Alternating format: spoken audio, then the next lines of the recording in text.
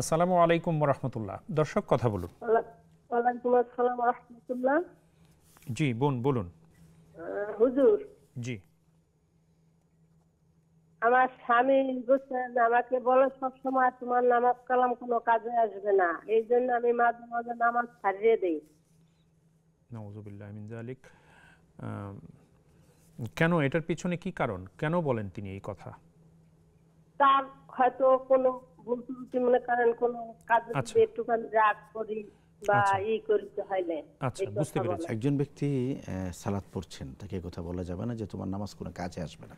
এটা অত্যন্ত ভয়ঙ্কর কথা। কোন নামাজ কখন কাজ আসবে এটা আল্লাহ তাআলা ভালো জানেন। হতে পারে তার গোটা জিন্দেগির কোনো নামাজ কবুল হয়নি, কিন্তু একটি সেজদা আল্লাহর কাছে কবুল হয়েছে, যে কবুল হওয়ার কারণে আল্লাহ তাআলা তার গোটা জীবনের সমস্ত ইবাদতকে কবুল করে নিয়েছেন। এবং অসংখ্য ঘটনা আমরা কিতাবের মধ্যে দেখি। এজন্য আমাদের থেকে নামাজ ছুটে যেতে পারে, আমাদের কাছ থেকে অনেক আমাল ছুটে যেতে পারে, কিন্তু এইভাবে কাউকে উৎসাহিত করা বা কাউকে বলা যে তোমার নামাজ কবুল হচ্ছে না, এটা বলা যাবে না।